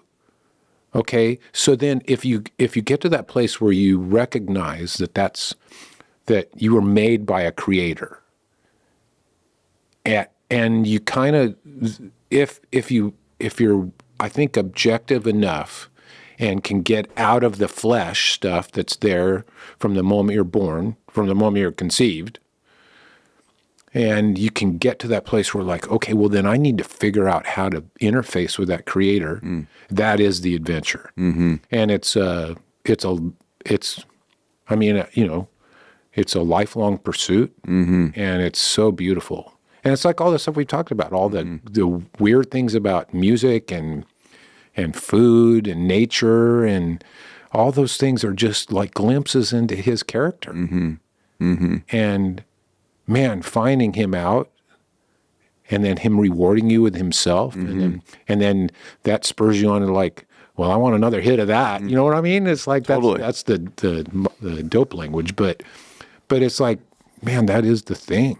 So the ultimate fulfillment of our personhood and what we were made to do is seeking him. Yes. Just be with him. Back to the garden. Yeah, 100%. That's it. Just be with me. Just hang out. Yeah. Enjoy your wife. Enjoy your kids. Yeah. Enjoy the garden. And like, I mean, when you think about that, I mean, now we're getting super theological, but that if you think about that, there's only one don't in the garden. Only one. Yeah. Everything else was have at it. Right. Have fun. Isn't that amazing? Enjoy me. Enjoy each other. And that's like I think that's another glimpse into his amazing character. And man, if you think about just like, I say this to him in my prayers all the time. It's like, God, you are so gracious to me. You're so, like, because how many times am I not that dude, enjoying him and his presence and everything he made for me? Yeah. I'm not that guy all the time. My batting average is pretty bad. Yeah, the best part of a batting average is you only need to hit 3 out of 10 to be a Hall of Famer. I know. So you hit 3 out of 10 balls, you're a Hall of Famer. I don't think I'd be hitting 3 out of 10. But check this out about God. He's very long suffering. Amen. Yeah. So he puts up with us because he loves us. That's not theological. He doesn't put up with us. That's not right. He loves us. That's Amen. There. You don't need to say anything more. Amen. He's long suffering. He's patient, not willing that any should perish, but all that would come to repentance. All would come to repentance. The first worship song I ever learned is "The Heart of Worship." Really? D-A, E minor, G. And my brother taught it to me on acoustic guitar. And I'm really blown away that was the first song because it is I think it's part of the secret place of my heart and the secret place that I desire and hope that every human would truly experience. Getting back to the true heart of worship, the secret place where it's all about you. It's all about you, Jesus. I'm sorry for the things that I've made it. I made it all this other stuff. Yeah, right. It's just about you in the garden, being with you, knowing you, walking with you. I was made the chief and highest end of man to glorify God and enjoy him forever. Yeah. Just to get on enjoying God. Yeah. And when you do that, when you make that your aim, it makes life incredible adventure. Yeah, it does. And it's wild the places that it'll take you. I mean, I'm a perfect example of that. Yeah. It's amazing, Hans. And you've written some amazing songs. You brought a guitar today. I did, because you asked me to. Yes. I would have never done that unless And you you asked brought me the gold top, baby. I did. Yes. One of my favorite iconic guitars seen on stage. And we're hoping you play a tune for us. Well, I think I can do that. Yes. We're going to do that now. It might not. I was thinking about Smoke on the Water, but I'll pick something different. There's like 3 of your listeners are like, Smoke on the Water? Or no, 3 are like, yes, and everybody's like, what is that? Maybe we can do both. No, let's not. Okay. This is the song, man. This is a song you wrote in the little apartment. Yeah, like not more than like probably 5 miles from here. Maybe not even that far. I don't know how far Coing is from here. Any context to the song? No, to be honest with you. I mean, I know that the song is John 1:9, basically. But no, when I wrote it, I didn't have like some biblical context. It just poured out. 1 John 1:9. If we confess our sin, he is faithful and just to forgive us our sin and all unrighteousness. You, Lord, are faithful. Yeah. Yes. You, Lord, are faithful, faithful and true, faithful to love us. You, Lord, are faithful, faithful and true. You, Lord, are faithful, faithful and true, faithful to love us. You, Lord, are faithful, faithful and true.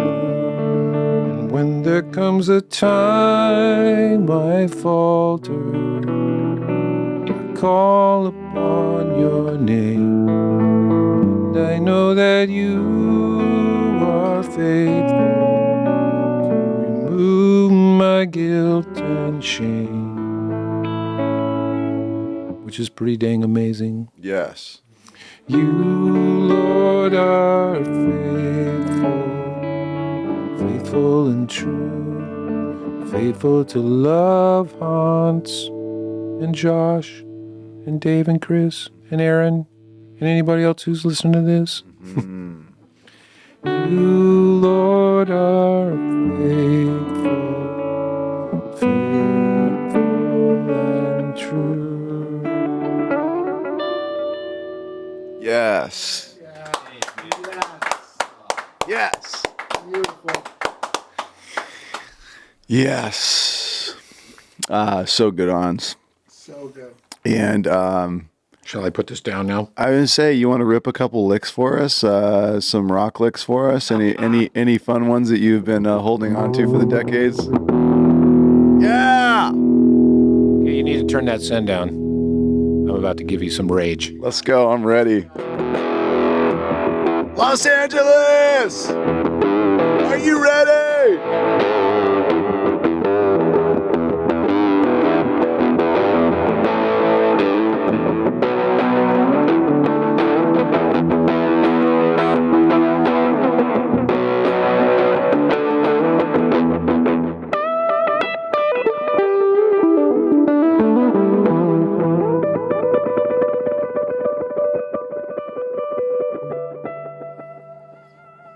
Yes. Yeah. I love it. Plenty. I love it. Hans, if you please impart some of this Jedi trickery to me. You do the same thing for No, I need some of this. preaching and we'll be fine.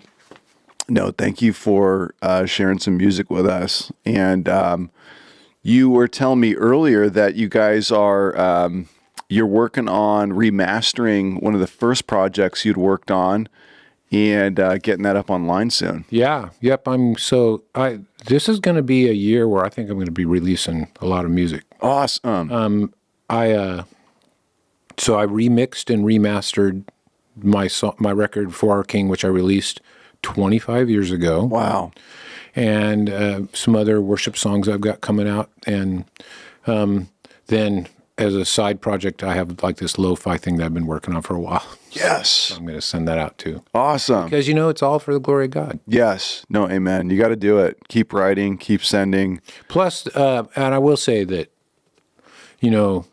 one of my hopes and dreams has always been that Harvest Worship would kind of venture into go beyond the four walls of our church, which it has. Yes. But we've got a really concerted effort going at the church right now, and we've got amazing things coming. Yes. So if people are interested, check out Harvest Worship on Harvest Worship Official. Yep, Yes. Harvest Worship Official on Instagram, and then Spotify is Harvest Worship and stuff. And my role in that is as an overseer, Awesome. as an encourager and a cheerleader. Yes. Well, there's some great music coming out of it, some great young people coming up, and a lot of cool stuff happening. I'm so Including your excited. daughter being involved too. She is, yeah. Yes. She not only is a writer, but she's helping me. My sweet daughter, man. Both my daughters are amazing. Yes. And so smart and gifted, and most of that they got from their mom. And Yes. Mary has the gift of not only being a great singer, musician, songwriter, and everything, but she's also a pretty good organizer. So she's helping us a lot with that. Awesome. Yeah, Mary Ives. Shout out Mary Ives. She's got great come on. music online. And Yeah, she just check her released stuff music. out. Yep. Yes. And you have been worship leading for, like I said, it's been 25 years now, 27 years. Yeah. So well, longer than that. I mean, I've been on staff for 27 years. maybe 30 years. Yeah. Wow. Amazing. Well, maybe even a little longer than that as part of worship teams and stuff, yeah. Wow. Over 3 decades and so many 3 decades. It's just shocking. Oh, wow. Yeah. So many stages, so many people, so many moments with the Lord. Yeah. Leadership, leading other musicians, discipleship, growing in worship leading. I mean, there is so many different things.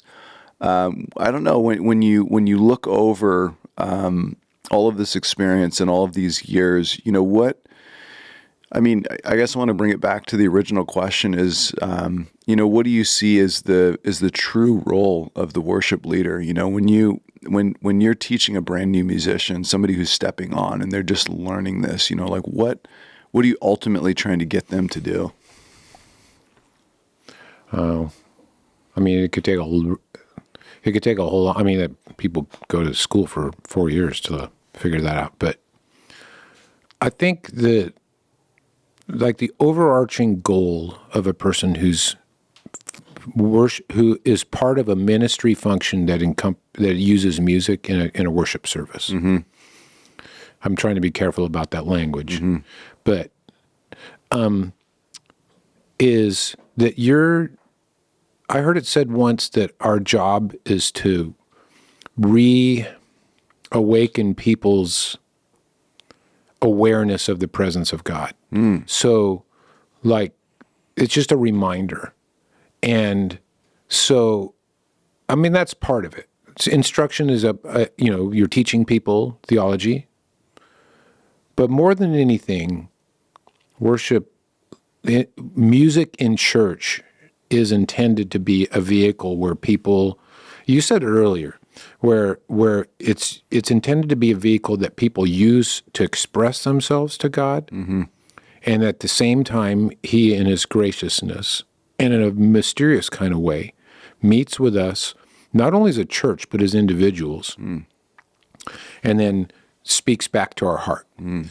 Like, for instance, you could almost pick a worship set, any worship set from your church, my church, from the past, whatever. Just like, boom, here's this date, then here's this song. And then find things in there where God, like, really is ministering to you and had ministered to you in that moment. And if you sang that song 3 months later, maybe a different line will minister to you because you're in a different season, and now he's wanting to show you, reveal himself to you, reveal yourself to you. Yes. But all of it is so. I'm always wanting, And I don't pass this test 100% me personally, but I'm always wanting people to think this is not about you. This is about other people. This is like these. If you're standing on a stage leading people in worship, it isn't about you. Right. That time where it's specifically for you, and that's another time. But you're like when you're preaching, that moment isn't for you. Right. You're sharing God's word. You're sharing what He's burdened your heart with to share with the people. Yes. Right? Now, does He meet you in that moment? Yes. Yeah, 100% He does. Yes. Because He's amazing. And He's not bound by any of that stuff. But if your intent is like, I'm here to be a vehicle to help these people jump on and get connected to God. We don't impart God's presence. God's everywhere. That's right. Right? So it's not we're not like invoking Him and He's showing up. Right. That's not what's happening. What's happening is we're just becoming aware. It's amazing. That awareness is just being alive. It's quickening the awareness. That's so good. Of God's presence. And so, yes, use your likes. Use the person that God made you to be. So, yes, you're a part of it. Yeah. But it ain't about you. Yes. So, and that's, man, that line of figuring that out of like, because I mean, the fact that God had me and still has me as a part of the worship team in Riverside and a part of the ministry, that means, my likes and dislikes, experiences, all that stuff come to play and should. But ultimately, and we all know, I think we know when we're making it about us. Sure. I like this. Well, what if the people don't like that? You know, like what if the church that you're at, that's not their deal? Now, some of that could be, well, it's not their deal now, and God's saying, I'm going to use you to get them to that place. Great, fine. But if it's more like, well, I don't like that thing. Well, they love it. Right. And it facilitates their expression of worship and adoration and gratefulness to God. So, I mean, there is a fine line of you being you and bringing that to the table, because that's how He made you. Totally. And He didn't make you as an accident. So, be that person. Right.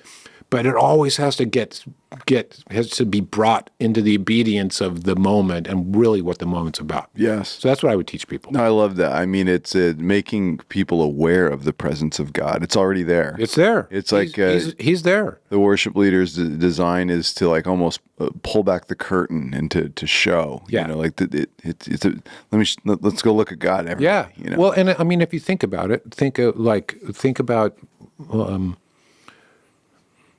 How great is our God? Well, just pick any song, whatever. Yeah. The splendor of the King, clothed in majesty, right? Just those two lines in and of themselves. Think about that. Splendor. God, you dwell in splendor. You're clothed in majesty. What does that mean? Clothed in majesty? I mean, all of those things, those lyrics are intended to connect you to the attributes of God. And as you get connected to the attributes of God, Romans 8:29 says that He's conforming us into the image of Christ. All these moments where the Word penetrates our heart, and He's writing on our heart, and we're becoming more like Him. Man, we're learning the attributes of God, and we're becoming more like Him. Come on, that's what worship is, right? Isn't that? That's it. You said the chief aim of man is to know Him and to enjoy Him forever. Yes. So. To know Him. Well, okay, get to know Him. And how do we get to know Him? Well, I mean, the number one way we get to know Him is through His Word. So singing songs about Him and having that penetrate our hearts and our minds. Yes. That's what we do. How about song selection? You know, when you're putting a set together, you put lots of sets together. Many.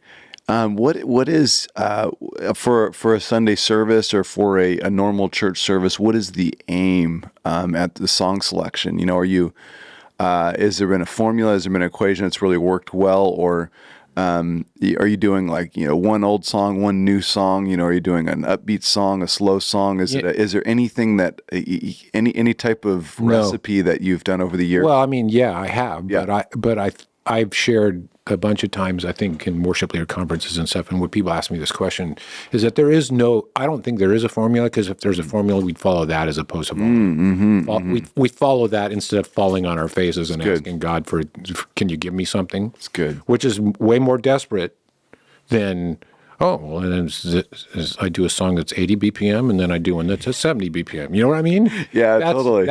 I mean, not to say that doesn't work, because it does, and sometimes that's exactly what you're supposed to do. Sure. But I think that like you and I sat down here today, we walked in, we shared some, just like, hey, how was the drive? What's driving with me? And what's the weather like? I mean, we just shared some niceties and stuff, right? And then we sat down and started talking, and then as we talked, we got more in depth, and the meat got more intense. Yeah. I think that that's kind of what church service should be.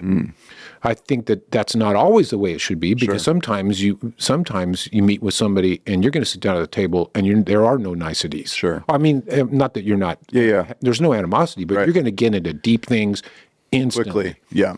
So there is no formula, but I think ultimately the song selection for a service needs to be always serving the greater aim.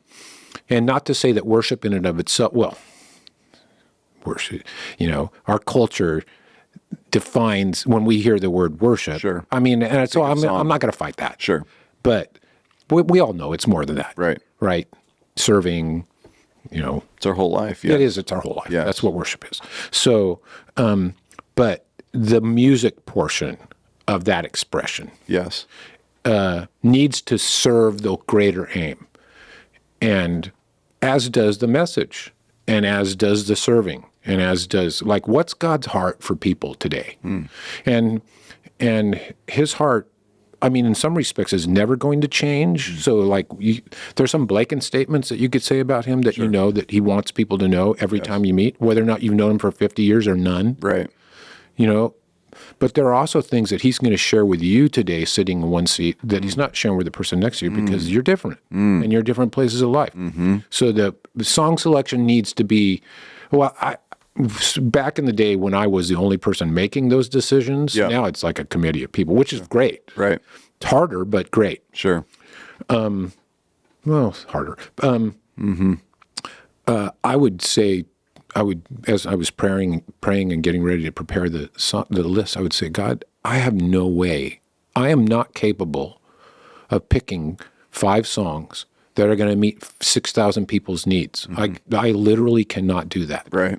But you can. Right. You can pick 5 songs, which are like, that's a super finite number when you're talking about that many people. Right. But he does it. So I was like, okay, lead me. And he did.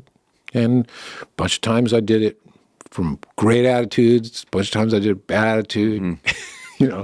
So how about leading? Did I answer your question? Yeah, absolutely. Well, I love that. See, because that's experience speaking. It's like, I think that having had so much repetition and having prepared so many sets, you're speaking from wisdom. You're speaking from a different angle. It's not about the form. It's not about 70, 80, it's not about, an upbeat and a slow song, it's not about 2 upbeat songs, a medium song, and then 2 slow songs to break it down. It's not about that. And by the way, that works really great. Right. And there's a reason for that. Sure. And but I love that you're taking the route of go before the Lord, go ask him. Yeah. Go ask him. He's going to show you. That song's going to pop out. Like I was telling you this last week, the song's going to pop out that you never thought you'd be playing. And there you are. Spring Up, Oh Well. And it's walloping you. Yes. It's meeting your needs. It's like, it's if you go to him, you can always hit a home run. That's good. Yeah. So leading teams, leading people, worship leading is also managing people to some degree, and personalities and dealing with all that. And gosh, Hans, I mean, the insides and outs, but I'm just saying from my standpoint, I mean, it's been amazing to watch you lead all these people. It is not easy to lead people. manage people, and it's definitely not easy to lead musicians. And so really incredible. I mean, I led some bands, and personalities and all of the rest get in the way, and my ego, all that stuff gets in the way. It's really hard. You get a bunch of broken people in the room, and it's like there's a bunch of broken people. You missed that note. No, I didn't. Yeah, you did. Please play it right. And then I'm failing on my end. The whole thing. And so, what? I guess a common denominator. What is the demeanor that you've taken that has brought forth? I mean, from what you can measure, some form of success over all these years. You don't just wake up and start managing this many people at that level, and then train that many musicians at that level. Like you have a way. I know I have a few musicians in mind that kept trying out, and you just kept lightly instructing them and encouraging them, and they eventually made it, to main stage and playing. It's like you just have a way with people, Would you speak to any of that? I know it's a lot, but it's a Jedi trick, man, that you've cracked. You're using the Force. Well, I'd say the first thing is a good reminder. And I share this with the guys that are in the leadership team with me, is that I don't think when we get to heaven, Jesus is going to say, so what'd you do with that 6/8 groove? He's not going to say that. You know what he's going to say? What'd you do with my people? Like, they're way more important to me than whether or not you guys nailed that groove. So being with people, and I like to use, I think language is important. So I like to use language around the teams that are always like, I love ministering with you. I use the word play, but I love playing with you. No, I love ministering with you. I like that. And I like to tell people, hey, that you have a really amazing gift, and your gift ministers to me. And I'm not blowing smoke. I'm like, literally, I mean that from the bottom of my heart. And so as a leader, I want to constantly be placing people, or helping to place people into places where they can maximize their gifts. And sometimes that means bringing out the file. Sometimes you got to get rid of some of the rough edges. Yeah. And I think that if people see in you that you are if you have in mind their best interest, it doesn't always work out, but if they see that you have their best interest at heart, I think they're going to be more willing to receive leadership from you, and you're going to get a better result.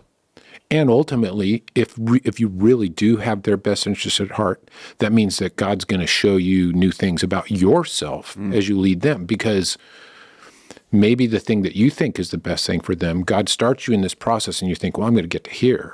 And then by the time you get to wherever you do end up, God reveals something to you about you and about them, and that maybe he was like, well, that pigeonhole you were about to put them in, that's not what I want from them. They're bigger than that, or they're more than that. You know what I mean? So I think that leadership with people always has to be that Jesus example of like esteeming other people's needs above your own, and pushing other people to the front. Because, man, when we push other people to the front, first of all, I think that's very Jesus in the way that you do that, or that's being like Jesus when you do that. But ultimately, this is a transitory period of time. I mean, it feels long, right? But in relation to eternity, this is not that long. So we don't have that much time. And so don't make it about you, because it's not that long a time. And if you're making it about you, that's kind of a waste of the moment. Does that make any sense? Totally, yeah. I think it's, but I mean, this Philippians 2 passage keeps coming up, I love that passage of Scripture. It's really, it might be a really beautiful, perfect passage for the worship ministry, the worship teams, because it is, it is kind of the one place in the church in which there is kind of a stage and a platform.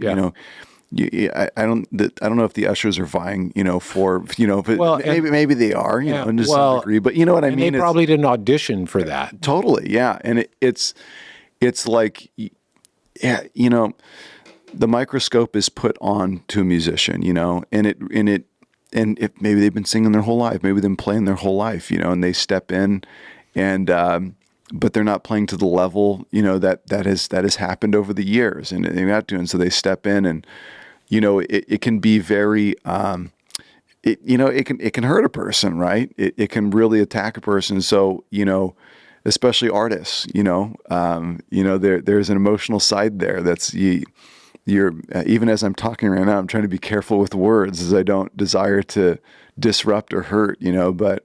It just, there is a way, it's the handle with care label, like on the box. Yeah. Well, and if you love them, you will. Yes. But that doesn't mean, you're a dad. Yeah. You love your kids with all your heart. Yes. But that doesn't mean you leave them the way they are. That's right. Leadership is very parental anyway. Mm-hmm. So, but you can't, you have to think about other people. Mm-hmm. You just keep esteeming their needs above your own. That Philippians 2 passage is great for worship leadership. It's great for marriage. It's great for relationships, period. Mm-hmm. Because, the ultimate win is when people become more like Christ. And the ultimate win is not when, like, you finally get your solo. That's cool, right? And I'm not saying that that's a bad thing, right? But that's not the win, right? The win is quickening everybody's awareness that God's in the house, and He's in your car when you're listening to a song or whatever. He's at the table when you're with your kids. That's the win. And so, anytime you are a leader and you get them to that place, or you're helping people to facilitate a congregation's expression of that, man, that's job well done. Mm-hmm. It takes a long time to discover, because I think everyone, especially young people, are working so hard to achieve or to get something, Yeah. And that's not a bad thing. No. It's perfectly fine, but it's like once you get on the other side and you achieve certain levels or certain things in which you always thought would be the thing or would be the, whatever it may be, and you've got that thing and it's working, then you start to realize on the other side that that's not ultimately what life is all about. It's that we value being more like Christ, or we value kind and gentle and humble and, people who lift up others and value more than we do the solo, more than we do the achievement, more than we do. It's like, just because they got the achievement doesn't mean they're a nice person, or just, you know what I mean? And that is, I'm finding that to be true more and more as I'm here in LA. It's like you're around very successful people or people who have achieved and done all kinds of things. And it's like, I kind of would rather just hang out with my friends who are really kind and sweet. And, that achievement would be great, but it doesn't mean everything. And I love that, Hans, because again, I think the worship song leading platform on the stage in the church is this place that has a little bit of crossover, in which the culture sees people. It's kind of the pulpit as well. The culture sees people on stage. Anytime in front of people. They automatically, just like champion that, and lock them into this idol type, place. Well, it's not new. That was happening in First Testament and First Century. It's in the Bible. I'm of Cephas. I'm of Paul. I'm of Jesus. It's like, what is that? Mm-hmm. Like so that was happening then. But yeah, man, anytime you're up in front of people, the pitfalls are great. So you have to guard against them. Mm-hmm. And maybe there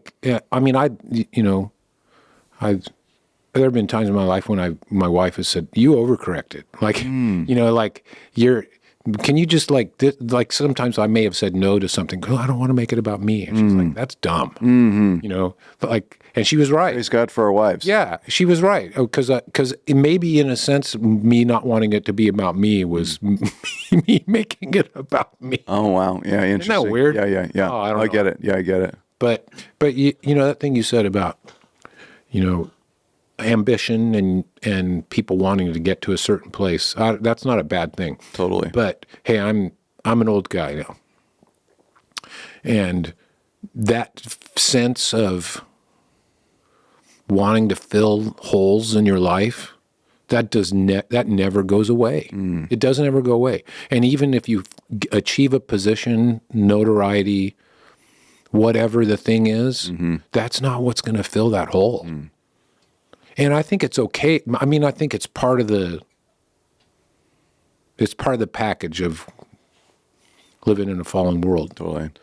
But God's bigger than that stuff. I mean, if we seek him, he'll, he says in the scriptures that if you delight yourself in him, he'll give you the desires of your heart. So, I mean, and that doesn't mean he's going to give you everything you want. That means he's going to give you the things that are going to really fulfill you. He's going to put that passion in your heart. So then as you're delighting yourself in him, then you are going to get filled up. But it's a broken world, so that stuff is never going to be completely there. And that's, once again, that's stuff that as a leader, you need to be watching out for that in people and guarding them, protecting them from themselves. You know what I mean? It's like, that. yeah, you just got to shepherd. Yes. Shepherd the flock entrusted to you. Yeah. This is good, Hans. Great stuff. Amazing. Great, And great being with you, Josh. I appreciate the wisdom, and I don't know, just these bags of gold you're sliding across the table. I love it, and I think I've always wanted to ask you these questions. I've always just wondered just over the years, because I'm glad we got a chance to talk about it. Yeah, Because I'm super blessed, and I just appreciate and have always appreciated you very much. thank you, Hans. And your passion for the Lord and your commitment to just you've always been a whatever it takes guy. And I've appreciated that. I mean, you've taken a lot of risks for the Lord, and I admire that greatly. You were willing to just whatever it takes, I'm going to do it. Not a lot of people do that, Josh. Saying so, I'm an old guy, but you still minister to me, and I admire you for that. I appreciate Always that. have. Thank you so much. No, it has been the best having you in the Stoke house. We got the gold top. We got Hanz Ives. We got the interview, and we're in your stomping grounds. We are. In your backyard. Yeah. It's the best thing ever. Isn't that amazing? So if people want to contact you or reach out, or they want to find your stuff, what's the best way they can find you? I guess probably the best way would be I don't know. So social media is it going to be best? Yeah, but my Instagram handle is JHANZ. And then don't message me on Facebook, because I rarely go on Facebook. Yeah. So there's that. But if you want to, I have a Facebook profile. Sure. But if you want to, if you want to, all your latest release stuff, all the music that's all. It's all going to be on there. Hanz Ives, Spotify, Apple Music, Amazon. Yeah. Awesome. I'm going to do it. I am going to change some stuff in my Spotify world. So, because I have a couple of songs because I don't want to confuse people. Sure. Maybe this is maybe more information than people want, but that's good. I don't want to confuse people, because I write, about 4 or 5 years ago, I really had this sense from the Lord that he was leading to me to press into the artist thing, which feels weird to even say it, but he was. So I didn't want to put any barriers in regards to creation. I wanted, if I was going to sit down and write a song, it was going to go wherever it was going to go. Yeah. And I wasn't going to think, well, this song is for church. Sure. This song is for that. I was just writing. Yeah. And they go wherever they go. And so I have songs that are that. Awesome. But I also don't want to confuse listeners. I don't want them to think that they're going to get a certain thing and then they don't get it. So my Spotify Hanz Ives is going to be primarily my worship stuff. Okay. And then I'll have another. And if you follow me on Instagram, I'll tell people what it is. Got it. So there'll be different types of music being released in the future, and so if you follow Hanz on the social media platforms, you'll get all that information. Yeah. So yes, all 6 of you that are down for that. Well, I'm one of those 6. Oh, well, I appreciate that. I'm number 1.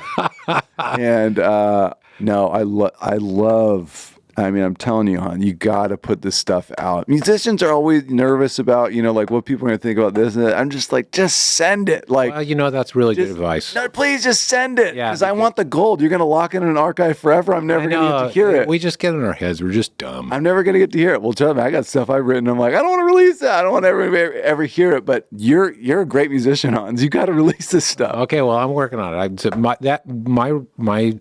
The 25-year anniversary of For Our King is coming out in the next 2 months. Yes, awesome. You can't find it anywhere online right now. No, so. it's not. Well, no, you can on on YouTube. Hard to find. Yeah, you can find a couple.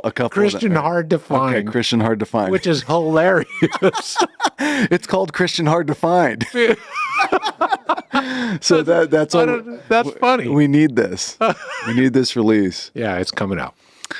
Hans, love you. Love you too, Josh. Thanks for coming on the show. Thank you for having me. I'm going to leave this house stoked. Yes. Leave the house stoked. You can come on anytime you want, a year from now, 10 years from now, whatever you want. The door's always open. Okay, dude, let's do it again. Thank you, Hans. Love you. Love you too. Hey, thanks so much for listening to the show today. We really appreciate you. And it would mean the world to us if you would like or subscribe and you would write an honest review for us. It's one of the fastest ways to get the word out for us and to share it with others. And so if you don't like texting for a review, you can always voice to text. That's a fast way to write one and really help us rate the show and get it out to the world. Thank you so much for listening again. We hope it continues to bless you and encourage you each and every week. And of course, leave you stoked.